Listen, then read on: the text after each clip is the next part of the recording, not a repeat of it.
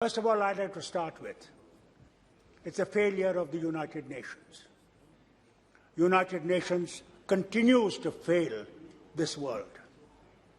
It failed, as Tarun said, in Vietnam.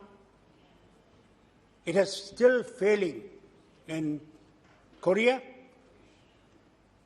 It has failed in the Middle East.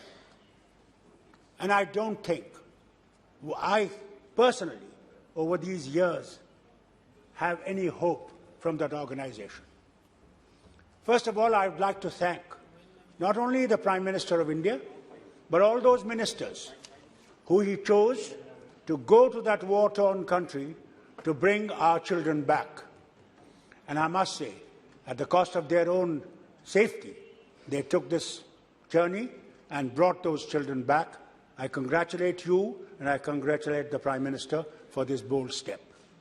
But also at the same time, it's very easy to say that we should play a mediation role in a condition today where two major powers, America and Russia. आज जब माननीय विदेश मंत्री जी कह रहे थे और जिसके ऊपर मैंने देखा कि सभी समर्थन करते हुए बड़ी चर्चा किए, क्या विदेश मंत्री जी ने ठीक नहीं कहा कि कोई भी विदेश नीति है आज की डेट में, तो उस विदेश नीति में भारत कहां खड़ा है, हमको कहां सुविधा है, हमको क्या फायदा है? क्या इस कोरोना के बाद भी हम नहीं समझे? आज भी हम पूरी दुनिया का जो है ठेका लेकर बैठे हुए हैं कि ईरान में क्या हो रहा है, यूके में क्या हो रहा है, यूक्रेन में क्या हो रहा है, रूस में क्या हो रहा है। अरे जहां हो रहा है, यदि हमको कोई बुलाएगा तो हम अपनी व्यवस्था देंगे। मान ना मान मैं तेरा मेहमान, इस तरह से जो है आप टांग अड़ाने की बात करते हो। आपके साथ कौन है? फारूक साहब, आप जहां से आते हैं, चाइना वहां आ गया, पाक ऑक्युपाइड कश्मीर में वो हमारा हिस्सा था।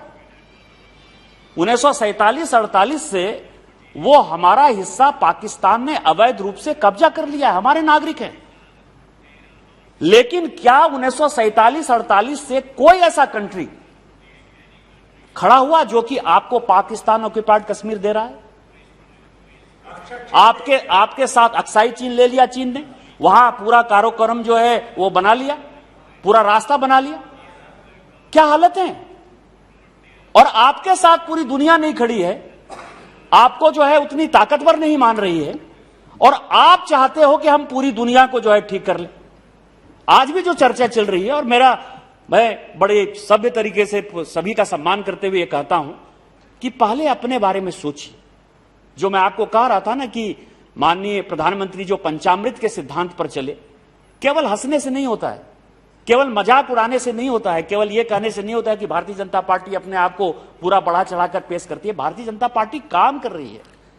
आज आपको अपने प्रधानमंत्री पर इतनी ताकत नजर आ रही है, तब ना आप कह रहे हैं। और आज जो ये बिल है सर, ये बिल क्या है?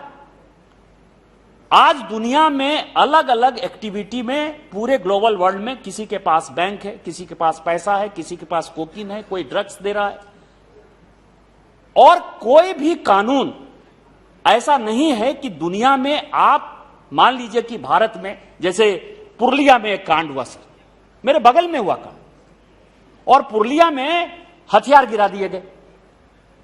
हथियार गिराने के बाद किस कंट्री ने किस इंटेंशन के साथ किया, उसकी जांच जो है हम आधी अधूरी ही कर पाए। आधी अधूरी इसीलिए कर पाए क्योंकि हमारे पास ये दुनिया की कोई ताकत ऐसी नहीं थी, कोई ऐसा कानून नहीं था कि हम किसी का संपत्ति जब्त कर पाए, किसी का बैंक अकाउंट फ्रीज कर पाए, किसी को जो है हम कोई धक्का पहुंचा पाए।